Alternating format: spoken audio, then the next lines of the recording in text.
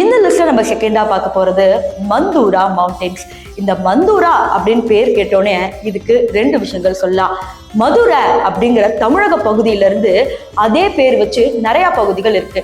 In fact ஆஸ்திரேலியால இருக்கு, ஆப்பிரிக்கால இருக்கு, ஈவன் பல இடத்துல இருக்கு. அதாவது குமரிகண்டம் தான் தமிழனோட முதலிடம். ஏன் உலக மனிதர்களோட முதலிடம் அப்படிங்கிற மாதிரி கிளைம் பண்ற ஆர்கியாலஜிஸ்ட் சொல்ற ஒரு விஷயம் என்னன்னா, இங்க இருந்து பிரிஞ்சு போனவங்க, அதாவது குமரிகண்டத்தோட ரைட் சைடு பக்கம் இருந்தவங்க ஆஸ்திரேலியாவுக்கு போனதாகவும், லெஃப்ட் சைட்ல இருக்கிற மக்கள் ஆப்பிரிக்காவுக்கு போனதுல இருந்து ஸோ இவங்களோட மதுரை அப்படிங்கிற ஒரு வார்த்தை அவங்க மனசுல ஆழமா பதிஞ்சிருக்கு. ஸோ அவங்க போன இடத்துக்கு மதுரை அப்படின்னு மெமோரியலா பேர் வச்சே தொடங்கியிருக்காங்க. இதெல்லாம் ஒரு பக்கம் இருக்கிறப்ப மந்தூரா மவுண்டன்ஸ்ல நீ தமிழ்னு சொல்ல முடியாது அப்படின்னு நினைச்சீங்கன்னா அதுக்கும் நான் இன்னொரு எக்ஸாம்பிள் சொல்றேன். மண் தூரா. மண் அப்படிங்கிறது நமக்கு நல்லாவே தெரியும், சாண்ட்.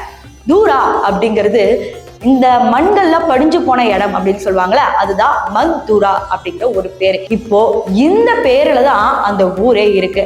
அந்த ஊரும் அதே மாதிரி மண் படிஞ்ச ஒரு இடமா தான் இருக்கு. இப்ப நான் என்ன சொல்ல வந்திருக்கேன்னு உங்களுக்கு நிறைய புரிஞ்சிருக்கும். ஸோ இந்த பேர்ல இருந்து தான் இந்த நாடே உருவாகி இருக்கு.